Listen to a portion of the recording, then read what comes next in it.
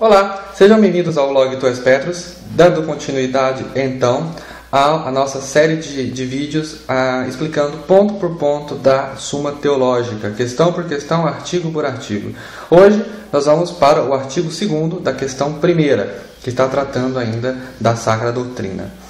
Na aula passada nós vimos que a Sacra Doutrina ela é necessária e somente a filosofia não dá conta do recado para tratar das coisas relativas a Deus e ao ser. Muito bem. Hoje, a pergunta que São Tomás faz nesse segundo artigo é o seguinte: a Sagrada Doutrina, ela é ciência? Será que nós podemos chamar a Sagrada Doutrina de ciência? Parece que não. Tá? Há dois argumentos que tentam mostrar que a Sagrada Doutrina não pode ser considerada como ciência. Estes argumentos são os seguintes. Primeiro, a Sagrada Doutrina ela não é ciência, porque a ciência ela parte de princípios que são conhecidos por si mesmos, e destes princípios ela vai tirando outras conclusões até formar um conhecimento o mais universal possível. Por exemplo, um cardiologista ele parte do princípio de que o coração bate. Isso é evidente. Aliás, deixa eu deixar aqui, fazer um parênteses para explicar uma coisa. Apenas duas coisas não podem ser provadas, né? Aquilo que é evidente e aquilo que é o mistério. Aquilo que é evidente não se prova. Por exemplo, se você está na sala da tua casa com uma visita, não tem como você provar para aquela visita que existe um teto. Isso é evidente, né? Isso se vê. Não tem como você provar para aquela visita, caso você esteja sentado em um sofá, não há como provar para ela que você está sentado, porque ela vê isso. Isso é evidente. E o conhecimento por evidência é o conhecimento mais certo. É o conhecimento mais certo que existe. Então, tanto que nas ciências, nos conhecimentos, você deve progredir de tal modo para que as coisas se tornem cada vez mais evidentes por si mesmas. Muito bem, voltando. Então, um cardiologista ele parte já do princípio de que o coração bate. Que o coração bate é uma coisa evidente, uma coisa que se vê, uma coisa que se nota facilmente. Não há como provar que o coração bate. O eletrocardiograma ele não é feito para provar que seu coração está batendo, ele é feito para provar se ele está batendo direito, mas não se ele está batendo, porque se você está lá, é evidente que o coração está batendo. Então isso é uma evidência. Então a ciência do cardiologista ela já parte desse princípio, da evidência, e desse princípio de que o coração tem que bater, ele vai tirando outras conclusões. Ele tem que bater tantas vezes por minuto, ele tem que se comportar de determinado modo, enfim, ele vai tirando então todas as outras conclusões partindo deste princípio evidente. Também as outras ciências partem sempre de princípios que são evidentes por si mesmos. Então a ciência seria aquilo que parte de princípios que são evidentes por si mesmos, né? Então, por exemplo, é evidente que um cachorro tem 4 patas. Você não tem como provar que o cachorro tem 4 patas. Basta você ver você percebe, o cachorro foi feito com 4 patas. Se você ver um cachorro com 3 patas, vai perceber que ele não vai andar direito. E vai supor então que ele realmente deveria ter lá 4 patas. Então é evidente que o cachorro tem que ter 4 patas. E a partir desses conceitos evidentes, que ele tem pelo, que ele late, partindo dessa série de evidências, é que os biólogos vão tratando outros conhecimentos mais profundos a respeito do cachorro. Até que vai chegar um momento em que haverá coisas que serão evidentes para os biólogos, mas não serão evidentes para aqueles que não são especialistas na área. Então, vejam só, aquilo que é ciência parte de princípios conhecidos por si mesmos. A aritmética também, né? A ciência da aritmética, ela parte de princípios conhecidos por si mesmos, que é o da quantidade. Então, é evidente que as coisas têm quantidade, né? Então, eu chamo uma quantidade singular de um lápis. 2 quantidades singulares, eu vou chamar de 2. Então, são coisas evidentes por si mesmas que vão gerar toda a rede de conhecimento de uma determinada ciência. O problema é que a teologia ela não parte de princípios que são conhecidos por si mesmos, né? Porque ela parte de princípios que dependem da fé do sujeito. Sendo assim, ela não pode ser considerada ciência, porque nem todo mundo tem fé. Então, fé não é uma coisa evidente, né? Tem pessoas que têm fé, tem pessoas que não têm fé. Logo, e a teologia e a Sacra Doutrina parte dos princípios de fé.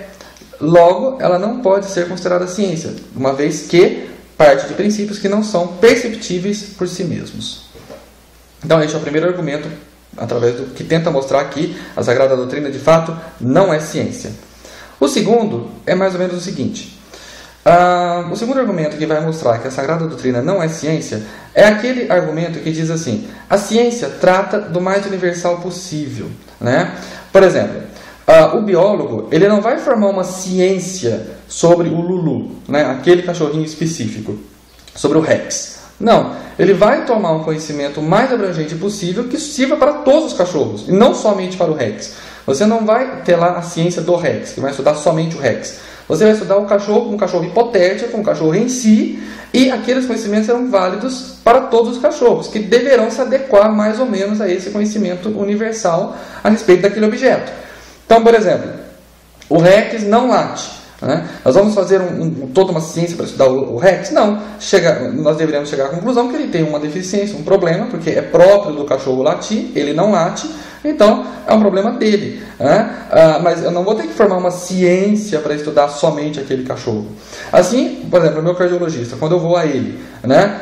Ele sabe, por exemplo, que um coração tem que bater mais ou menos, se não me engano, 72 vezes por minuto. Há uma variação aceitável que vai de 60 a 90. Né?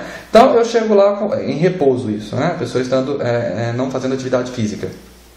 Eu chego lá no meu cardiologista e estou com 130 de batimento cardíaco, de repente. Né? Ele não vai fazer uma ciência, né? Quer dizer, vamos formar um novo ramo da medicina que vai estudar o coração do William. Isso não existe. Né? Ele estudou o coração em si. E aí ele vai falar: bom, meu filho, você então tem um problema. Né? Então, veja que as ciências, elas, embora se apliquem aos casos singulares, mas os casos singulares são exemplos de um universal válido. Né? Então, eles vão apenas analisar se aquele caso singular escapa muito do caso singular, do caso universal, para dar um julgamento se aquilo é normal naquele quadro ou não é normal. Né? Então, veja que as ciências, então, elas não se preocupam, não há uma ciência do singular. O que há é uma ciência do universal, quer dizer, de todo o conjunto dos objetos que são alvo daquela ciência específica. Então, no caso da aritmética, ela não vai fazer uma ciência para tratar de um lápis. Né? Nós temos aqui toda uma ciência que vai estudar só um lápis. Não, ela estuda em geral, independentemente daquilo que é representado pelo número 1. Pode ser um lápis, um livro, um carro, enfim. Bom, muito bem. Só que o problema é que a teologia trata de casos singulares. Por exemplo, a vida de Abraão, a vida de Isaac, a vida do apóstolo Pedro, do apóstolo Paulo. Então, são casos singulares, não são universais. Né? E nesse sentido, já que ela trata, já que ela tem foco no caso singular, ela não pode ser considerada ciência, porque a ciência é justamente aquilo que vai procurar abranger os conhecimentos mais universalmente válidos possíveis. Então, são estes dois argumentos que tentam mostrar que a Sagrada Doutrina não é ciência. Porém, diz Santo Agostinho que a Sagrada Doutrina é ciência. E aí, como que a gente resolve isso? Como que São Tomás vai resolver isso? Da seguinte maneira: as ciências, elas possuem duas naturezas. Né? Então, as ciências, elas possuem duas naturezas. Quais são as naturezas das ciências? De que tipo podem ser as ciências? Bem, as ciências podem ser aquelas que partem de conhecimentos, de princípios notos por si mesmos. Por exemplo, a aritmética. A aritmética é um exemplo de ciência que parte de princípios que são conhecidos por si mesmos, né? Das evidências que são perceptíveis, e aí, partindo daquilo, funda-se uma ciência chamada aritmética.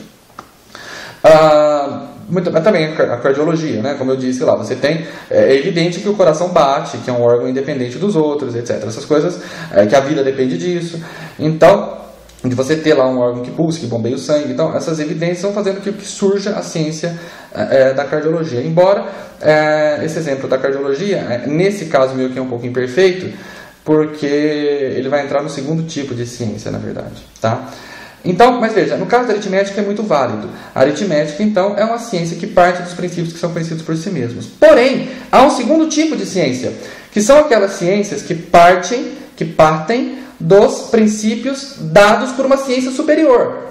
É o caso da música em relação à aritmética. Quer dizer, a música é como se a música tivesse chegado para a aritmética e falado assim: bem, eu vou acreditar que os princípios seus aí são evidentes, né? Embora para mim talvez não seja tão evidente, mas para vocês são evidentes. Então, todos esses princípios que vocês estão me dando como evidentes, eu vou aceitá-los para poder compor, fazer aqui então as notas musicais. né, essas distâncias, as subtrações, divisões, que tudo isso para a aritmética vai se tornando cada vez mais evidente, então a música aceita esses princípios sem se preocupar em provar se eles são realmente válidos ou não, e constrói-se um novo ramo do conhecimento. Acho que aqui entra melhor no exemplo do cardiologista. Quer dizer, ele parte dos princípios. Você tem uma ciência maior, uma ciência superior, que é a medicina, que é mais abrangente, né? E dessa ciência você tem um ramo, que é a cardiologia, que parte já dos princípios evidentes para a própria medicina.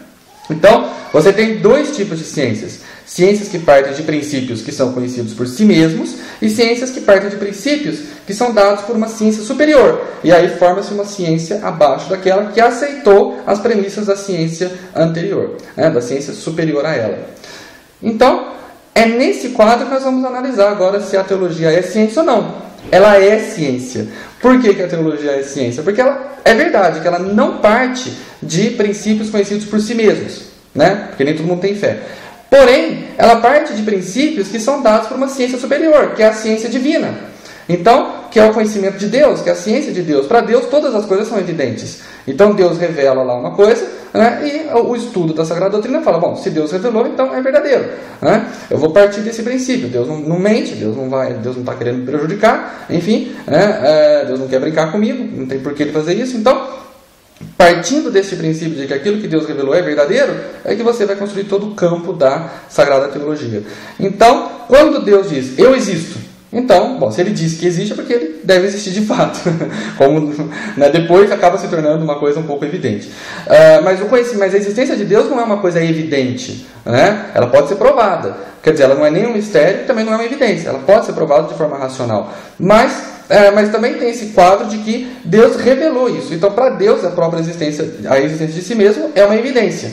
Então, ele revela isso e a Sagrada Doutrina vai, então, se dedicar a compreender essa revelação que o próprio Deus dá de si mesmo, porque é evidente para ele. Então, a Sagrada Doutrina, de fato, ela não parte de conhecimentos que são perceptíveis por si mesmos, mas por conhecimentos que são dados por uma ciência superior, que é a ciência divina. Então, neste caso, a Sagrada Doutrina é sim uma ciência. A refutação dos dois argumentos dá-se da seguinte maneira. Bom, o primeiro, que dizia que a Sagrada Doutrina não é ciência, porque ela não parte de princípios conhecidos por si mesmos, é falso, porque já ficou explicado na própria anteriormente. A Sagrada Doutrina, de fato, ela não pode ser chamada de ciência se nós levarmos em consideração que ciência é aquilo que parte dos princípios que são perceptíveis por si mesmos, né? Evidentes por si mesmos. Nesse sentido, ela não é ciência, mas esse tipo de ciência não é o único tipo de ciência que existe. Existe um outro tipo de ciência, que é aquela que parte dos princípios dados por uma ciência superior. E nesse sentido, a Sagrada Doutrina é sim uma ciência. Então está refutado o primeiro argumento. O segundo argumento é refutável da seguinte maneira. A Sagrada Doutrina, quando ela trata dos casos singulares, os casos singulares não são o foco da Sagrada Doutrina, mas são exemplos morais que devem ser seguidos, né? E são para nos mostrar que aqueles homens têm autoridade para falar aquelas coisas porque eles receberam aquilo de Deus. Então, analisar aquilo que eles estão falando, aquilo que eles estão ensinando, compreender essas coisas, é compreender a revelação, porque a revelação passou por eles. Deus não surgiu e revelou tudo para todo mundo assim abertamente. Ele foi revelando para alguns homens, estes homens depois narraram essas coisas, né, de cima dos telhados, como o próprio Cristo mandou. Mesmo os que vieram antes de Cristo, eles não ficaram com aquela coisa secreta, né, um conhecimento secreto só para eles revelaram isso, contavam isso para todo mundo. Então, ver o que aqueles homens disseram e fizeram, mostra também o conhecimento, leva-nos a esse conhecimento superior de Deus.